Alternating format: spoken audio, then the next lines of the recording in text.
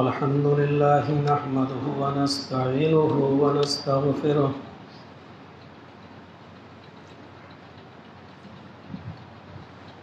ونعوذ بالله من شرور أنفسنا ومن سيئات أعمالنا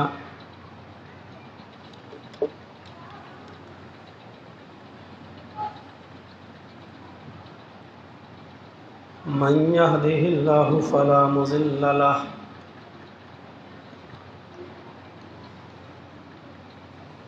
ومن يضلله فلا هادي له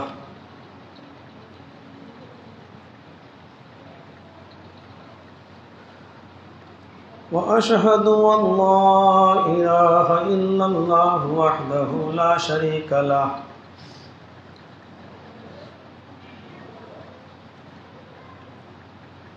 وأشهد أن محمدًا عبده ورسوله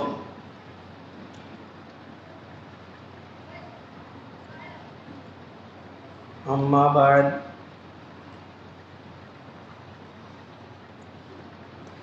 فإن خير الحديث كتاب الله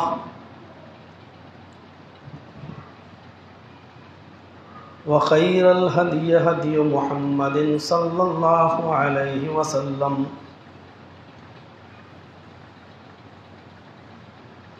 وشر الأمور محدثاتها وكل محدثة بدعة وكل بدعة ضلالة وكل ضلالة في النار.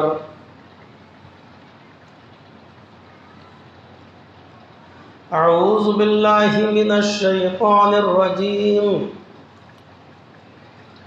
بسم الله الرحمن الرحيم.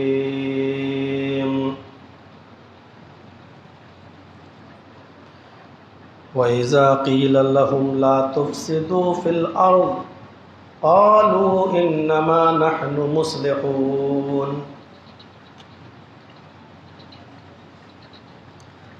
رب اشرح لي صدري ويسر لي أمري واحلل عقدة من لساني يفقهوا قولي. حاضرین جمعہ، ہامیرا پور ڈسٹرکٹ ملیح آباد، اس کے اطراف سے تشریف لائے ہوئے معزز سامعین حضرات،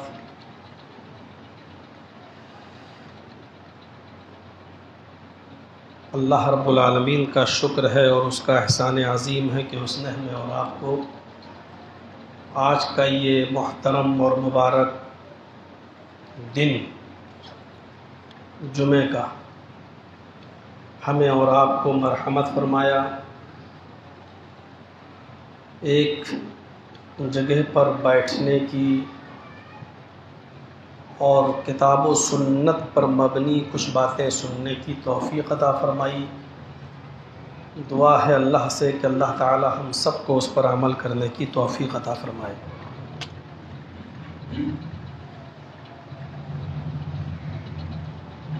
اسلام نے جہاں بہت سی چیزوں کا حکم دیا ہے، انہی چیزوں میں ایک ہے جس بستی میں، جس شہر میں آپ رہ رہے ہیں اور جس ملک میں آپ رہ رہے ہیں، اس بستی میں، اس شہر میں، اس ملک میں امن و امان کو قائم کرنا. شر و فساد، فتنہ اور جنگ و جدال کے سارے راستوں کو مسدود کرنا، ان کو بند کر دینا.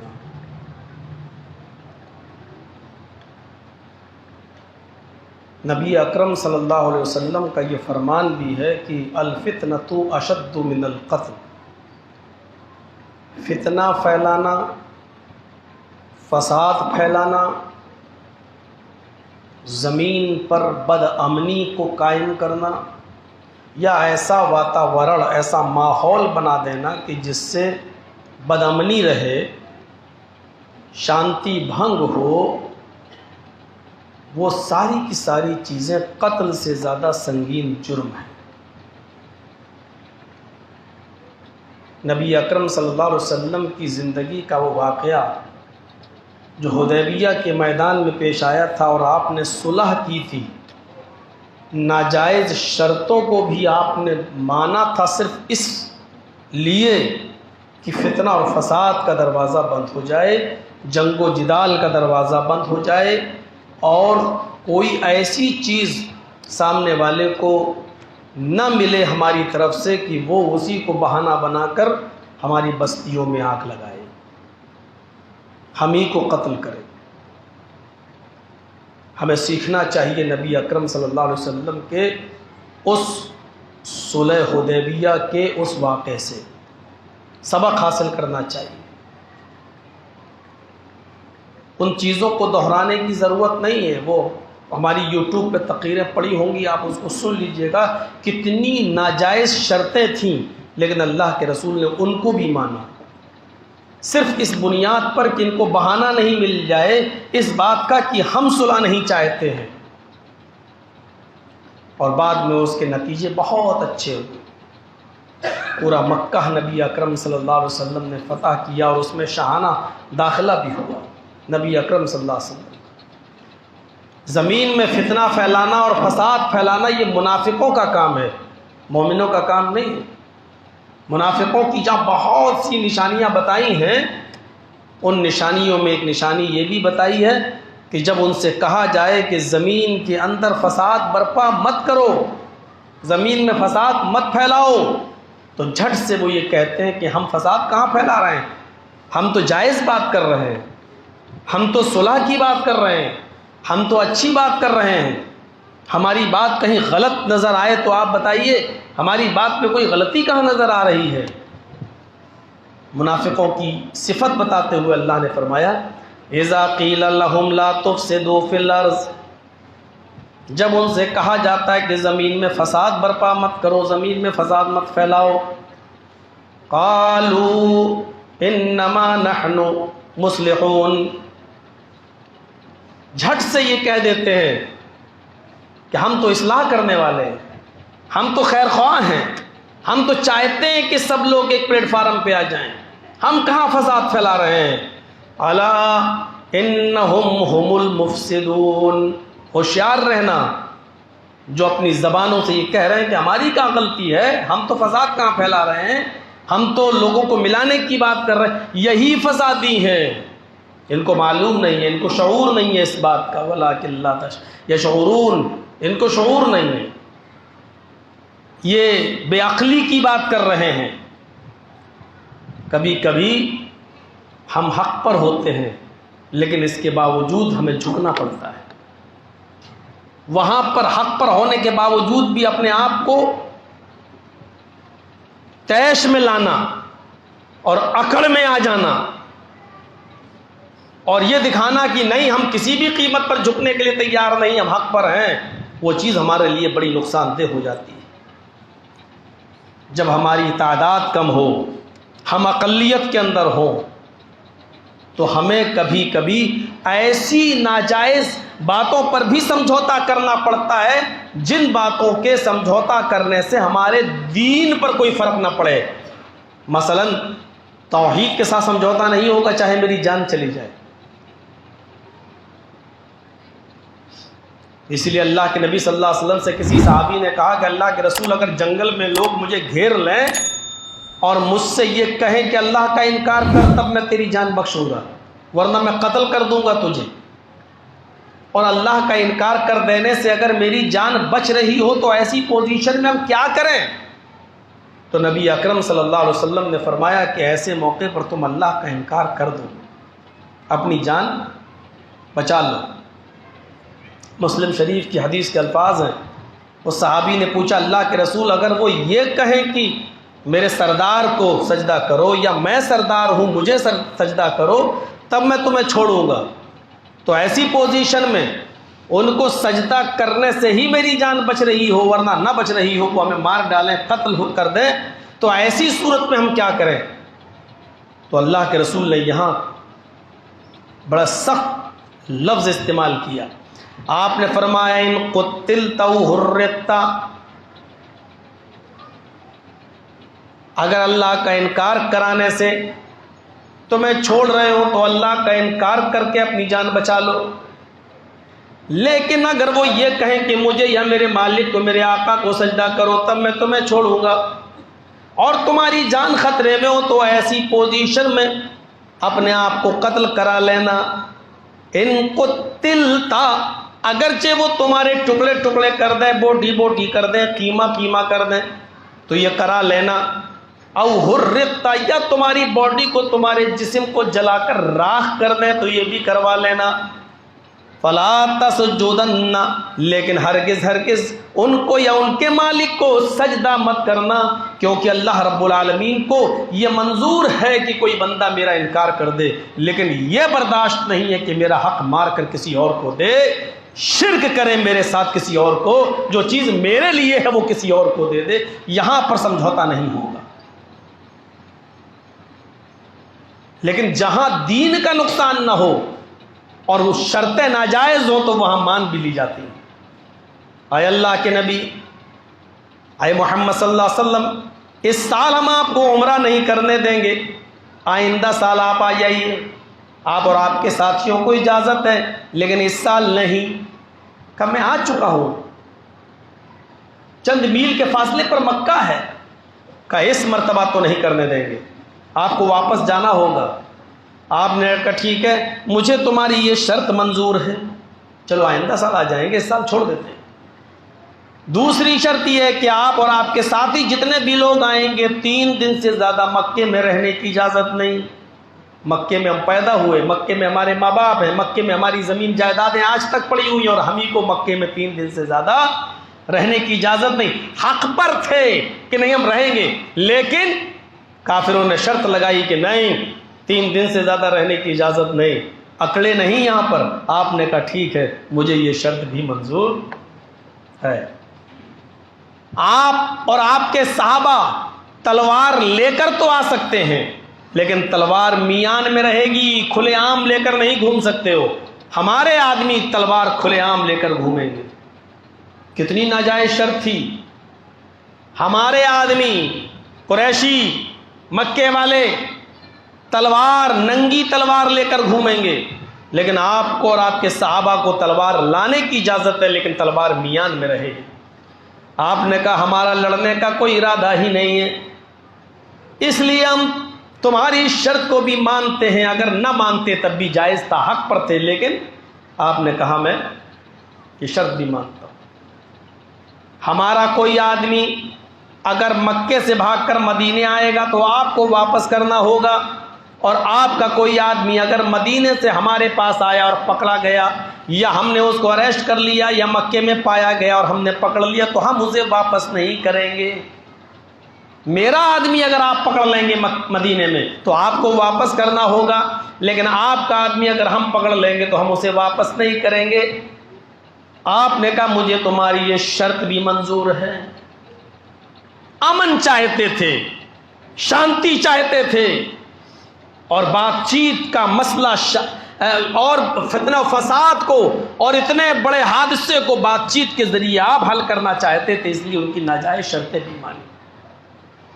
دنیا میں امن قائم کرنے کے لیے یہ بھی کرنا پڑتا ہے۔ خون خرابہ تھا مکے کے اندر، ایک ایک روٹی و بوٹی کے پیچھے لوگ قتل کر دیا کرتے تھے، ایک دوسرے کی جانیں لے لیا کرتے تھے۔ بخاری شریف کی روایت، عدی ابن حاتم اس حدیث کے راوی فرماتے ہیں کہ ایک صحابی اٹھے اور اللہ کے نبی صلی اللہ علیہ وسلم کے کان میں فرمایا، اے اللہ کے رسول، قتل و قتال بہت زیادہ ہو رہا ہے، جس کو لوگ پاتے ہیں قتل کر دیتے ہیں، خوریزی کا ماحول بہت زیادہ گرم ہے، کچھ کیجئے۔ آپ نے ان کی بات سنی اور خاموش ہو گئے۔ تھوڑی دیر کے بعد ایک اور صحابی اٹھے اور فرمایا، اے اللہ کے نبی صلی اللہ علیہ وسلم، جس کو بھی دیکھو جو اپنا مال تجارت کرنے کے لیے اپنا مال لے کر نکل رہا ہے، راستے میں یہ بنو طے کے قبیلے کے لوگ اور ان جیسے دوسرے رہزن چور اور لٹیرے لوگ ان کے مال کو لوٹ لیتے ہیں، قافلے پر حملہ کر دیتے ہیں، اگر وہ مال دینے میں آناکانی کرتے تو ان کو قتل کر دیتے ہیں۔ راہزنی، چوری اور لٹیرا پن بہت زیادہ پھیل چکا ہے۔ اللہ کے رسول عمرہ کرنے کے لیے، طواف کرنے کے لیے یہاں آنا بڑا مشکل ہو چکا ہے، اپنی تجارت کرنا بھی مشکل ہو چکا ہے، تھوڑا سا پیسہ لے کر باہر نکلنا بھی ممکن نہیں ہے، حالات بہت زیادہ خراب ہو چکے ہیں۔ آپ نے کہا یا عدی ابن حاتم ادھر آؤ، آپ نے ان کو قریب بٹھایا اور اس کے بعد میں آپ نے ان کو 3 باتیں کہیں۔ اے عدی، آج جو تم ماحول دیکھ رہے ہو، سارے صحابہ بھی بیٹھے ہیں، ان کی موجودگی میں آپ کیا بات کہہ رہے ہیں؟ اے عدی، آج تم جو ماحول دیکھ رہے ہو قتل و قتال کا، رہزنی کا، چوری اور لٹیرے پن کا، اگر میرے بعد تم زندہ رہے تو تم دیکھو گے، غور کیجیے، اے عدی میرے بعد اگر اللہ نے تمہیں لمبی زندگی دی تو تم دیکھو گے۔ ہیرا دیکھا ہے آپ نے؟ ملک شام کا ایک شہر ہے ہیرا، اس شہر کو دیکھا ہے؟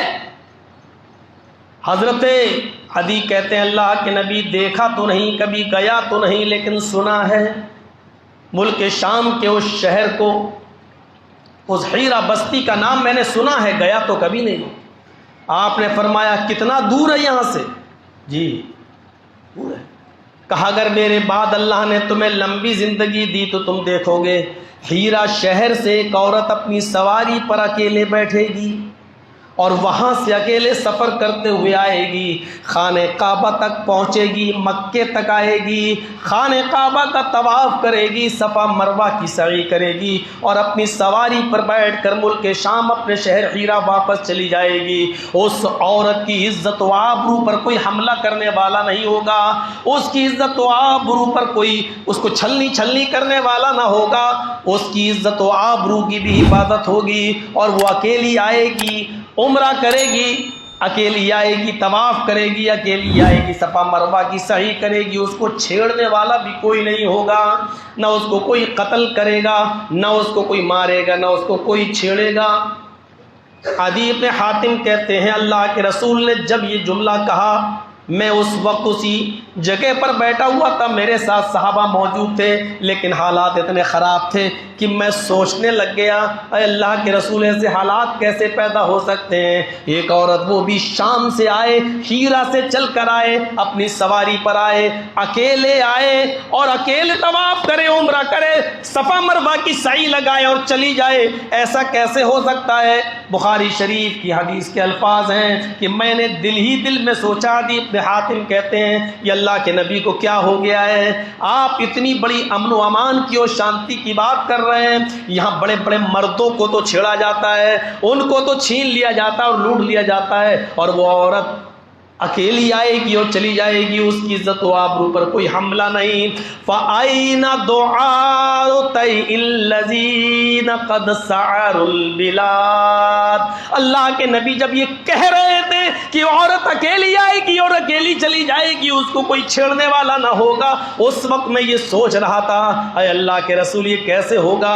یہ بنو طے کے یہ گنڈے کہاں چلے جائیں گے جو راستے میں کسی کو جو کسی رکتے ہی نہیں ہیں، چھپے رہتے ہیں درختوں کی آڑوں میں، جنگلوں میں، اور قافلے پر حملہ کر دیتے ہیں، ان کا مال لوٹ لیتے ہیں، نہ دینے پر ان کو قتل کر دیتے ہیں۔ فَأَيْنَ دُعَاءُ طَيْءِ الَّذِي قَدْ سَعَرُوا الْبِلَادَ، جنہوں نے اس بستی میں خون و خرابہ پھیلا کے رکھ دیا ہے، یہ بنو طے کے گنڈے کہاں چلے جائیں گے؟ یہ چوری لٹیرے کہاں چلے جائیں گے؟ کیا یہ سب مٹ جائیں گے؟ یہ کہاں چلے جائیں گے؟ میں نے یہ بات نبی اکرم سے تو نہیں کہی، لیکن یہ بات میں نے دل میں سوچی، بخاری شریف کی حدیث کے الفاظ۔ اس کے بعد اللہ کے نبی صلی اللہ علیہ وسلم نے فرمایا اے عدی میرے بعد اگر تمہاری عمر لمبی ہوئی تو تم یہ دیکھو گے کہ کسرا کے خزانے فتح ہو کر مدینے کی طرف آ رہے ہیں، کسرا کے خزانوں کو لوگ جیتیں گے، کسرا ہارے گا، اور کسرا کے خزانے لٹ کر فتح ہو کر وہ مدینے آ رہے ہیں۔ مدینے آئیں گے تم اس کو دیکھو کہ اگر میرے بعد تم نے لمبی زندگی پائی. میں نے بڑے تعجب سے پوچھا، عدی ابن حاتم کہتے ہیں میں نے تعجب سے پوچھا، اے اللہ کے رسول کس کسرا کی بات کر رہے ہیں؟ جو بادشاہ وقت ہے اس کی؟ کسرا ابن ہرمز؟ کس کی بات کر رہے ہیں؟ جس کو دنیا کی بڑی سے بڑی طاقتیں شکست نہیں دے پاتی ہیں. ایران، اردن، آذربائیجان، عراق، شام، کوئی ان کو ہرا نہیں پاتا ہے، اور ان بادشاہ کو شکست دے کر اس کا مال ہمارے پاس مدینے میں آئے گا. یہ آپ بات کر رہے ہیں، کسرا کی بات کر رہے ہیں، ایسی اس کسرا کی، کسرا ابن ہرمز کی.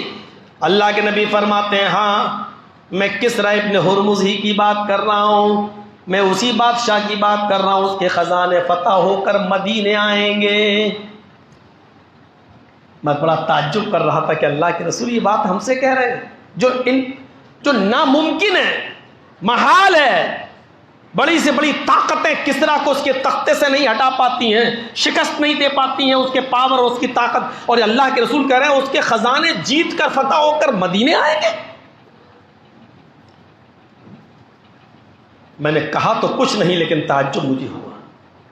عدی ابن حاتم کہتے ہیں کہ اللہ کے رسول نے تیسری بات مجھ سے کہی، اے عدی اگر میرے بعد تم نے لمبی زندگی پائی تو تم دیکھو گے کہ لوگ اپنی مٹھی میں سونا اور چاندی ہاتھ میں لیں گے. لوگ اپنی مٹھی میں سونا اپنے گھر سے لے کر نکلیں گے، چاندی اپنے گھر سے لے کر نکلیں گے صدقہ کرنے کے لیے، زکوٰۃ دینے کے لیے. تم دیکھو گے اس وقت لوگ اتنے خوشحال ہو چکے ہوں گے، اتنے امیر ہو چکے ہوں گے کہ وہ اپنے گھروں سے سونا اور چاندی مٹھی میں بند کر کے لے جائیں گے، صدقہ قبول کرنے والوں کو ڈھونڈیں گے، زکوٰۃ لینے والوں کو ڈھونڈیں گے، ان کی مدد کی جائے. وہ غریبوں کو ڈھونڈیں گے لیکن ان کی مٹھی کا وہ سونا مٹھی میں رہے گا، وہ اپنے گھر میں واپس لے آئیں گے. صدقہ اور زکوٰۃ کوئی قبول کرنے والا نہ ہوگا، ان کی مٹھی کا وہ سونا لینے والا کوئی نہیں ہوگا. وہ ایک ایک غریب کو تلاش کریں گے لیکن کوئی غریب نہیں ملے گا جو سونے کا ضرورت مند ہو، جو چاندی کا ضرورت مند ہو. عدی ابن حاتم جس وقت یہ واقعہ بیان کر رہے تھے وہ فرما رہے تھے اے لوگوں دو چیزیں تو میری زندگی میں ہو گئی جو میں نے اپنی آنکھوں سے دیکھ لیا ہے. محمد رسول اللہ صلی اللہ علیہ وسلم اس دنیا میں موجود نہیں ہے، آپ تو انتقال کر گئے ہیں، آپ اس دنیا میں موجود نہیں ہیں، لیکن نبی کے انتقال کے بعد میں نے لمبی عمر پائی ہے. میں نے ابو بکر کا زمانہ بھی دیکھا، میں نے عمر کا زمانہ بھی دیکھا ہے. لوگوں دو چیزوں کو میں نے اپنی آنکھوں سے دیکھ لیا ہے. آج میں دیکھ رہا ہوں ہیرا شہر سے عورت اکیلی آتی ہے، اپنی سواری پر بیٹھتی ہے، خانہ کعبہ جاتی ہے، عمرہ کرتی ہے، طواف کرتی ہے، صفا مروہ کی سعی کرتی ہے، اور اکیلے ملک شام ہیرا واپس چلی جاتی ہے. اس عورت کو کوئی چھیڑنے والا نہیں ہوتا ہے، اس عورت کا کوئی تعاقب کرنے والا نہیں ہوتا ہے. اس کی زندگی میں سکون ہی سکون ہے، وہ اکیلے آتی ہے اور اکیلے چلی جاتی ہے، اس کو کوئی چھیڑنے والا نہیں ہوتا ہے، اس کو کوئی لوٹنے والا نہیں ہوتا ہے. میں نے یہ بھی اپنی زندگی میں دیکھ لیا. حضرت عمر فاروق کے قافلے نے اور آپ کے مجاہدین نے کسرا کو شکست بھی دے دی ہے، اور کسرا کے خزانے میں نے مدینے میں دیکھ بھی لیے ہیں. کیسر و کسرا کے سونے کا وہ تاج جو وہ پہنا کرتا تھا وہ بھی خزانوں میں لٹ کر آ گیا ہے، فتح ہو کر مدینے تک پہنچ گیا ہے. جو ناقابل جو چیز ہونے والی نہیں تھی، جو امید کے اندر امید بھی جس کی نہیں کی جا سکتی تھی، وہ چیز بھی میں نے اپنی آنکھوں سے دیکھ لی ہے. یہ دو چیزیں تو میں نے دیکھ لی ہیں لیکن میں عمر کے اس دہلیز پر پہنچ چکا ہوں کہ تیسری چیز ابھی تو میری آنکھوں کے سامنے سے نہیں گزری. لیکن تم دیکھو گے میرے بعد تمہاری عمر اگر لمبی ہوگی تو تم یہ بھی دیکھو گے کہ لوگ سونے اور چاندی کو اپنے گھروں سے اپنی مٹھی میں اور اپنے ہاتھ میں لے کر نکلیں گے لیکن سونا اور چاندی کوئی قبول کرنے والا نہیں ہوگا. دو چیزوں کو حضرت عدی ابن حاتم نے اپنی آنکھوں سے دیکھا ہے. عورتیں سکون کے ساتھ آتی ہیں اور طواف کر کے واپس ہیرا چلی جاتی ہیں. میرے بھائیوں یہ امن و امان کیسے قائم ہوا؟ وہ بھی اتنے خطرناک ماحول میں، وہ بھی اتنی خطرناک بستی میں جہاں ایک ایک روٹی اور ایک ایک بوٹی کے پیچھے لوگ قتل کر دیتے ہوں، جہاں عورتوں کی عزت و آبرو کی کوئی قیمت نہ ہو، پانی سے زیادہ سستی ہو کہ ان کی عزت و آبرو پر جو چاہے حملہ کر دے، ایسے ماحول میں محمد رسول اللہ نے امن و امان قائم کیا ہے تو اپنے عدل اور اپنے انصاف کی بنیاد پر۔ عدل و انصاف جہاں ہوگا وہاں امن ہوگا، جہاں عدل و انصاف نہیں ہوگا وہاں امن نہیں ہوگا۔ اور یہ بات میں کھل کے کہہ دوں، ہمارے ہندوستان میں، ہمارے بھارت میں آج جو بد امنی پھیلی ہوئی ہے اس کی وجہ یہ ہے کہ یہاں پر عدل نہیں ہے، انصاف نہیں ہے۔ جہاں عدل ہوگا، جہاں انصاف ہوگا وہاں امن ہوگا، اور جہاں عدل و انصاف نہیں ہوگا وہاں امن نہیں ہوگا۔ ہمارے جرم کریں تو چھوڑ دیے جائیں، FIR تک درج نہ ہو، تمہارے جرم کریں تو ان کو پکڑ کر جیل کی سلاخوں میں ڈال دیا جائے۔ نربھیا کا ساتھ غلط کام ہو تو ان کے مجرموں کو پھانسی کے تختے پر لٹکا دیا جائے، لیکن بلقیس بانو کے ساتھ اگر غلط کام ہو تو اس کے ساتھ غلط کام کرنے والوں کو آزادی کے موقع پر 15 اگست کے دن رہا کر دیا جائے۔ جہاں ایسی بے انصافی اور بے عدلی ہوگی اس ملک کے اندر کبھی امن اور امان قائم نہیں ہو سکتا ہے، کیونکہ امن اور امان اور شانتی کے لیے عدل اور انصاف کا ہونا ضروری ہے۔ جہاں برابر ہو، عدل ہو، جہاں اپنا اور پرایا نہ دیکھا جاتا ہو، جہاں اپنا اور غیر نہ دیکھا جاتا ہو، انصاف سب کے ساتھ ہو، وہاں پر میرے پیارے ساتھیوں امن قائم رہتا ہے۔ امن وہیں قائم ہو سکتا ہے۔ اللہ کے نبی صلی اللہ علیہ وسلم نے اپنا اور پرایا نہیں دیکھا تھا۔ ابو بکر صدیق نے جب حکومت کی تو اپنا اور پرایا نہیں دیکھا تھا۔ حضرت عمر فاروق نے جب حکومت چلائی، سلطنت کو انجام دیا تو اپنا اور پرایا نہیں دیکھا تھا۔ آئیے حضرت علی رضی اللہ تعالیٰ عنہ کے پاس ایک مجرم آتا ہے، دکھائیے یہ آئینہ، اور یہ آئینہ دکھانے کے لیے کلیجہ چاہیے، دل چاہیے۔ سمیہ کے واقعات بیان کرنے کے لیے بہت سے لوگ تیار ہو جائیں گے، احمد ابن حنبل اور امام مالک کی داستان سنانے کے لیے بہت سے لوگ تیار ہو جائیں گے، لیکن تکلیفیں جب آئیں تو ان کو برداشت کرنے کے لیے وہ تیار نہیں ہیں، وہاں ان کو مصلحت نظر آتی ہے۔ دکھائیے آئینہ۔ حضرت علی رضی اللہ تعالیٰ عنہ کے پاس ایک مجرم آتا اور اپنے جرم کو خود قبول کرتا ہے، غیر مسلم ہے۔ کہا تم خود اس جرم کو قبول کر رہے ہو؟ کہا۔ حضرت علی رضی اللہ تعالیٰ عنہ نے اپنے غلام قمبر سے کہا، غلام کا نام قمبر، اپنے غلام سے کہا جاؤ ان کو اتنے اتنے کوڑے مارو۔ اس نے اس جرم کو خود قبول کر لیا ہے، اب گواہ کی ضرورت نہیں ہے۔ جب مجرم جرم خود قبول کر لے تو پھر گواہ کیسا؟ اس نے قبول کر لیا، اس کو اتنے اتنے کوڑے لگاؤ۔ حضرت علی کے غلام قمبر نے، ان کے خادم قمبر نے جب کوڑے لگانا شروع کیے تو کوڑے لگانے میں وہ کوڑوں کی گنتی بھول گئے، اور 3 کوڑے حضرت علی کے غلام قمبر نے اس غیر مسلم کو، اس یہودی کو 3 کوڑے زیادہ مار دیے۔ تھوڑی دیر کے بعد وہی مجرم آتا ہے اور کہتا امیر المومنین میں نے اپنا جرم قبول کر لیا تھا، اس کی سزا میں اتنے اتنے کوڑے مجھے لگنا تھے۔ حضرت علی نے کہا میں نے اتنے ہی کوڑے لگانے کا حکم دیا تھا، تو پوچھو آپ اپنے غلام سے، اس نے مجھے 3 کوڑے زیادہ لگائے ہیں۔ حضرت علی رضی اللہ تعالیٰ عنہ نے اسی وقت اس یہودی کا پکش نہیں لیا، اس یہودی کے ساتھ بے انصافی نہیں ہونے دی، چل ہٹ، لگ گئے ہوں گے، بھول گیا ہوگا، جاؤ چلو ہو جاتا ہے ایک آدھ کم یا ایک آدھ زیادہ، نہیں، اس یہودی کا پکش لیا اور حضرت قمبر کو بلایا، ادھر آؤ۔ قمبر آتا ہے، کہا تم نے اس کو کتنے کوڑے لگائے؟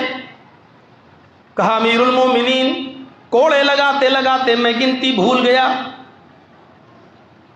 اس لیے میں نے 2-3 کوڑے اپنی طرف سے ایکسٹرا لگائے تاکہ کم نہ ہو زیادہ ہو جائیں۔ حضرت علی نے کہا جب کوڑے لگانے والا کوڑے لگانا بھول جائے تو اس موقع پر انصاف کا تقاضا یہ ہے کہ اس کو 1-2 کوڑے کم لگانا چاہیے تاکہ اس کو اس کے جرم سے زیادہ سزا نہ ملے۔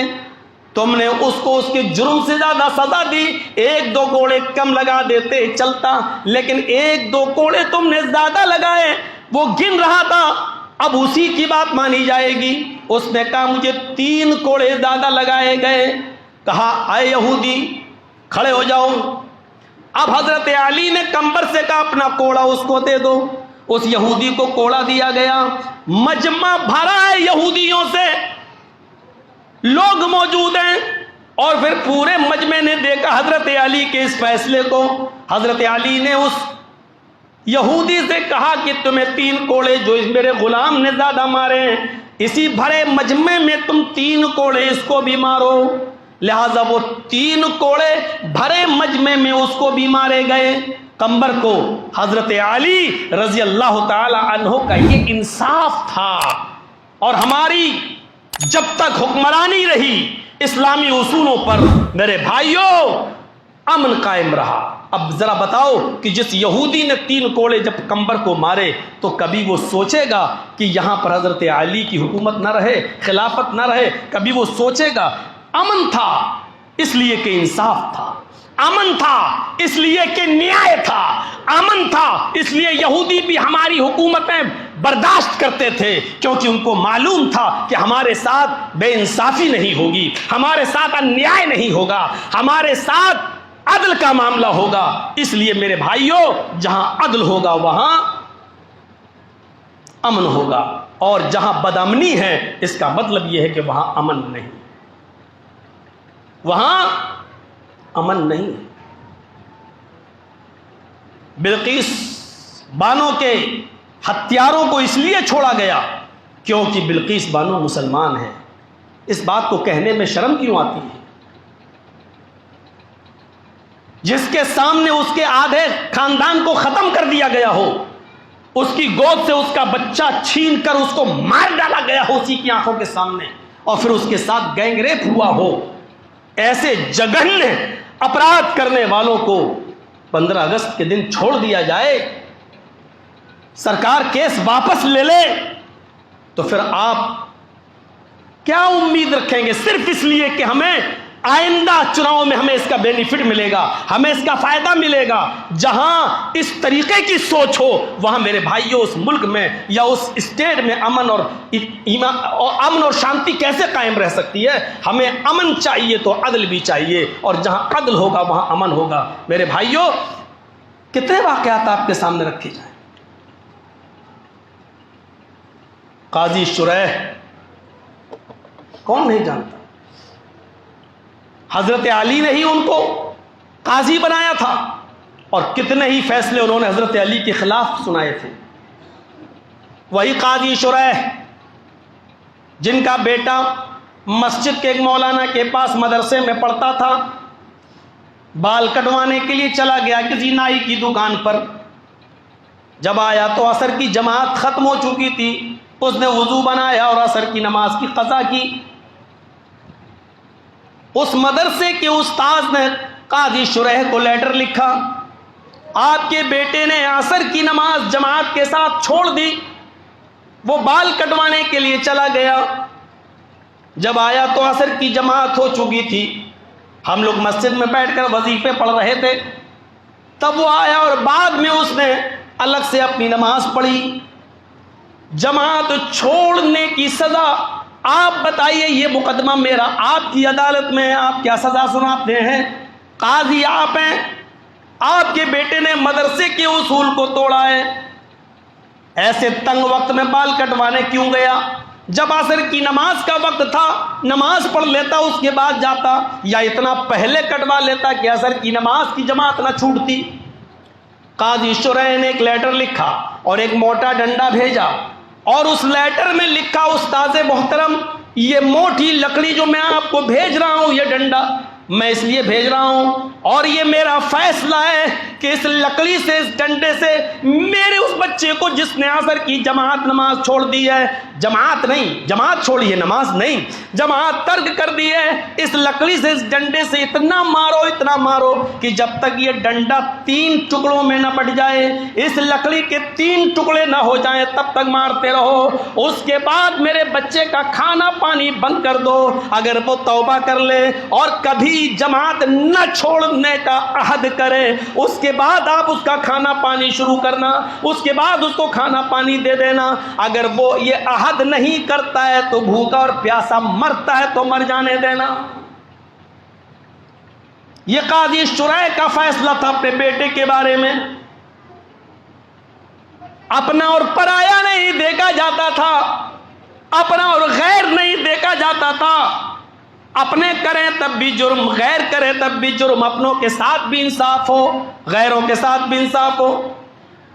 عدالت میں ایک مقدمہ چل رہا ہے، اس مقدمے کی سنوائی ہونا ہے۔ دیکھتے ہیں آج قاضی شریح کس کے حق میں فیصلہ کرتے ہیں۔ اس لیے بھیڑ زیادہ لگ گئی۔ کبھی ہوتا نا بھیڑ زیادہ ہوتی تو پولیس لاٹھی چارج کر دیتی، ہٹو ہٹو ہٹو، ایک آدھ ڈنڈا لگ بھی جاتا ہے لوگوں کو۔ قاضی شریح کے بغل میں بیٹھنے والا دربان، آج کل منشی بولتے ہیں، پیروکار بولتے ہیں، جو بھی ہوتا ہے وہ، جو اسٹینو بولتے ہیں، جج کے بغل میں جو بیٹھتا ہے وہ دربان بولا جاتا تھا۔ قاضی شریح کا دربان لوگوں کو دیکھتا بھیڑ تو بھیڑ کو تتر بتر کرنے کے لیے ایک کوڑا اٹھاتا اور ہوا میں چلاتا ہے تاکہ لوگ بھاگیں اور کورٹ کے باہر، عدالت کے باہر چلے جائیں اور وہاں سے سنیں کہ قاضی شریح کیا فیصلہ سنا رہے ہیں۔ بھیڑ کو تتر بتر کرتا ہے اور ہوا میں چلاتے ہوئے اچانک اس کے ہاتھ سے ہلتا ہوا کوڑا ایک یہودی کے لگ گیا۔ بھیڑ تو تتر بتر ہو گئی، لیکن یہودی قاضی شریح کے سامنے کھڑا ہو گیا۔ قاضی شریح نے کہا ساری بھیڑ چلی گئی، تم یہاں کیسے کھڑے ہو؟ اس نے کہا قاضی صاحب، آپ کے دربان نے ایک کوڑا میرے مارا ہے، جبکہ آپ کی شریعت یہ کہتی ہے کہ بھیڑ کو تتر بتر کرنے کے لیے پہلے وارننگ دو، لوگوں سے کہو کہ جلدی سے ادھر سے ادھر ہو جاؤ، اپنی اس جگہ سے ہٹ جاؤ، عدالت کے باہر کھڑے ہو جاؤ، ورنہ اتنی دیر کے بعد میں کوڑے برسانا شروع کر دوں گا، چاہے جس کے لگے۔ آپ کے دربان نے کوئی وارننگ نہیں دی، بس اتنا کہا جلدی سے باہر نکلو، اور ہوا میں کوڑا چلانے لگا۔ ایک کوڑا میرے جسم پر لگ گیا۔ قاضی شریح نے اپنے دربان کی طرف دیکھا، کیا تم نے پہلے سے وارننگ دی تھی؟ کہا نہیں۔ کیا یہ سچ ہے کہ تمہارے جسم سے ہاتھ سے ہلنے والا کوڑا اس یہودی کے لگ گیا ہے؟ دربان نے اپنا جرم قبول کیا، ہاں میں ہلا رہا تھا ہوا میں، یہ پیچھے کھڑا تھا اور یہ کوڑا ہلتے ہلتے پیچھے اس کے لگ گیا۔ قاضی شریح نے کہا پہلے اسی مقدمے کی سماعت ہوگی۔ آئے دربان، اب تم سامنے آؤ۔ اس دربان کو سامنے کر دیا اور اس یہودی کے ہاتھ میں قاضی شریح نے کہا کہ اس کو کوڑا دو۔ اس یہودی کو کوڑا دیا گیا۔ قاضی شریح نے اس یہودی سے کہا کہ تم بھی ایک کوڑا ہمارے دربان کو مارو، کیونکہ اس نے اس حساب سے چلایا کہ تم پیچھے تھے، تمہارے لگ گیا ہے۔ کوڑا لگا ہے، لگنا ثابت ہے، اس نے قبول بھی کیا ہے، لہذا اب تم بھی ایک کوڑا اس کو مارو۔ پورے مجمع میں تمام یہودیوں نے اس منظر کو اپنی آنکھوں سے دیکھا کہ ایک یہودی حضرت قاضی شریح کے دربان کو کوڑا لگا رہا ہے، اس نے معاف نہیں کیا، کوڑا اس نے دربان کو لگایا۔ میرے بھائیوں، جب ایسا عدل تھا، ایسا انصاف تھا تو امن بھی تھا، کوئی بد امنی نہیں پھیلی ہوئی تھی، یہودی بھی خوش خوش رہتے تھے، عیسائی بھی خوشی خوشی رہتے تھے۔ ایسے امن اور ایسی شانتی کے لیے آج ہمارا ملک ترس رہا ہے۔ میرے بھائیوں، اس ملک میں امن اور شانتی تبھی بحال ہو سکتی ہے جب اپنے اور غیروں کے ساتھ، اپنوں اور پرائیوں کے ساتھ جب عدل ہوگا اور انصاف ہوگا، اور جب عدل و انصاف ہوگا تو انشاءاللہ امن بھی قائم ہوگا۔ اسی لیے مہاتما گاندھی نے کہا تھا کہ حکومت و سلطنت کفر سے، ناستکتا سے تو چل سکتی ہے لیکن ظلم سے نہیں چل سکتی ہے۔ یہ مہاتما گاندھی کے شبد ہے۔ مہاتما گاندھی نے کہا جہاں ظلم ہوگا وہاں حکومت کبھی قائم نہیں رہے گی۔ ایک دن آئے گا کہ لوگ اس ظلم کو اکھاڑ کے پھینکیں گے۔ ظلم کچھ دنوں تک پروان چڑھتا ہے کیونکہ ظلم کے زیادہ زندگی نہیں ہوتی ہے۔ ایک دن ہٹلر کو بھی جانا پڑا، ایک دن فرعون کو بھی غرق ہونا پڑا۔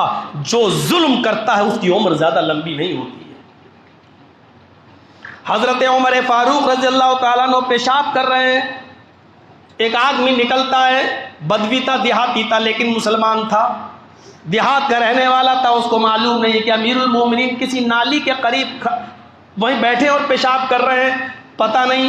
وہ آیا، امیر المومنین امیر المومنین امیر المومنین چلا رہا ہے، زور زور سے آواز لگا رہا ہے۔ حضرت امیر المومنین عمر فاروق کو غصہ آ رہا، کم وقت میں پیشاب کر رہا ہوں اور یہ امیر المومنین چلا رہا۔ جب پیشاب سے فارغ ہوئے تو آئے، کون تھا آواز دے رہا تھا؟ کون تھا؟ ادھر آؤ۔ اس کی سننے کے بجائے حضرت عمر فاروق نے ایک تھپڑ اس کے گال پہ رسید کر دیا۔ دکھتا نہیں تمہیں؟ پتہ نہیں تھا میں پیشاب کر رہا تھا، تم چلاتے چلے آ رہے ہو امیر المومنین امیر المومنین۔ ہاں بولو کیا بات ہے؟ اس نے کہا کچھ نہیں۔ آئے امیر المومنین، آیا تو تھا کوئی شکایت لے کر اپنی بستی کی، لیکن ابھی وہ شکایت میں نہیں کروں گا۔ اب میں یہاں سے جا رہا ہوں، لیکن جاتے جاتے صرف اتنا میں آپ سے کہوں گا کہ ابھی آپ دربار خلافت جا رہے ہیں، یہاں سے جانے کے بعد جب لوگوں کی باتیں سنیں، ان کی شکایتیں سنیں، تو تھوڑی دیر کے لیے اتنا سوچ لینا کہ آپ نے کہیں مجھے یہ تھپڑ ناجائز تو نہیں مارا ہے۔ تھوڑی دیر کے لیے ٹھنڈے ماتھے سے، ٹھنڈی پیشانی سے اتنا سوچ لیجئے گا کہ یہ تھپڑ مارنے میں آپ نے عجلت تو نہیں کی ہے، کہیں بے قصور تو تھپڑ نہیں مارا ہے، کیونکہ آپ کو پہلے یہ معلوم کرنا چاہیے تھا کہ آپ پیشاب کر رہے ہیں یا نہیں کر رہے ہیں، اس کا علم مجھے ہے یا نہیں۔ امیر المومنین کہتے کہ تمہیں نہیں معلوم تھا؟ کہا میں اس ذات کی قسم کھاتا ہوں جس کے قبضے میں میری جان ہے اور آپ کی بھی جان ہے، اور میں اس ذات کی قسم کھاتا ہوں جس کے پاس ہمیں اور آپ کو حساب و کتاب دینا ہے۔ اے امیر المومنین، آپ کے پیشاب کرنے کا مجھے ذرہ برابر علم نہیں تھا، میں تو پکار رہا تھا کہ آپ اگر دور ہو تو آپ تک آواز پہنچ جائے اور آپ جلدی سے نکل آئے اور میری فریاد سن لیں۔ اللہ کی قسم آپ پیشاب کر رہے تھے، اس بات کا علم مجھے نہیں تھا۔ اگر میں دیکھ لیتا دور سے یا مجھے معلوم ہوتا کہ آپ استنجا کر رہے ہیں، پیشاب کر رہے ہیں، تو میں کیوں چلاتا، کیوں بولتا؟ مجھے کسی پاگل کتے نے تو نہیں کاٹا تھا، میں کیوں بولتا؟ حضرت عمر فاروق کہتے ہیں اب دربان میں جانے کی ضرورت نہیں ہے، جب تم نے اس بات کا اقرار کر لیا کہ تمہیں اس بات کا علم ہی نہیں تھا، تو اب اس بات کو یہ بات صاف ہو گئی کہ میں نے جو تھپڑ مارا ہے وہ ناجائز تھا، یہ میری غلطی تھی، اس لیے میں نے سب کے سامنے تمہیں تھپڑ مارا ہے۔ حضرت عمر نے جو چادر اوڑے ہوئے تھے وہ چادر ہٹا دی، فرمایا میں بھی ایک عام مجرم کی حیثیت سے تمہاری عدالت میں کھڑا ہوں، اے بدوی، اے اعرابی، اپنا ہاتھ اٹھاؤ اور جتنی زور سے میں نے تیرے گال پہ تھپڑ مارا ہے تو بھی میرے گال پر اتنی زور سے تھپڑ مار۔ اس اعرابی نے، اس بدوی نے کہا امیر المومنین مجھے انتقام لینا مقصد نہیں ہے میرا، میں بدلہ نہیں لینا چاہتا آپ سے، بس میں غلطی کا احساس دلانا چاہتا تھا جو آپ کو ہو گیا ہے۔ آپ اس بات کو تسلیم کر لیے ہیں کہ ہاں مجھ سے غلطی ہو گئی، میں نے آپ کو معاف کر دیا ہے۔ امیر المومنین میں ٹھنڈے دل سے، صدق دل سے میں آپ کو معاف کر رہا ہوں، میں نے آپ کو معاف کر دیا ہے۔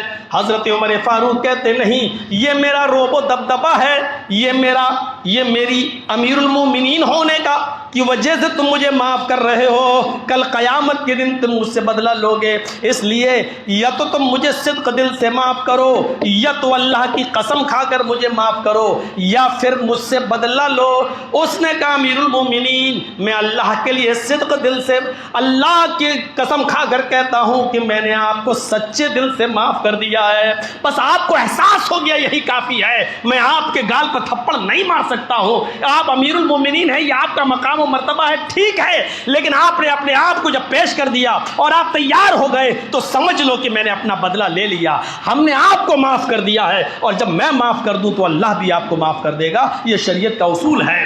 حضرت عمر فاروق رضی اللہ تعالیٰ عنہ نے کہا اب تم نے اللہ کی قسم کھا کر جب مجھے معاف کر دیا تو اب مجھے اطمینان ہوا ہے، ورنہ اس سے پہلے مجھے اطمینان نہیں تھا۔ اپنے آپ کو پیش کر دیا، نہ اپنے کو دیکھتے تھے نہ پرایوں کو دیکھا جاتا تھا۔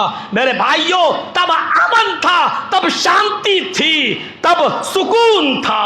اسی لیے میرے بھائیوں آپ اپنے بچوں کے ساتھ انصاف کریں، آپ اپنی بیٹیوں کے ساتھ انصاف کریں، آپ اپنی بیوی کے ساتھ انصاف کریں، آپ اپنے پڑوسی کے ساتھ انصاف کریں۔ انصاف اور عدل کریں گے تو عدل قائم رہے گا۔ معاف کیجئے گا وہ لوگ سب سے بڑے فسادی ہیں،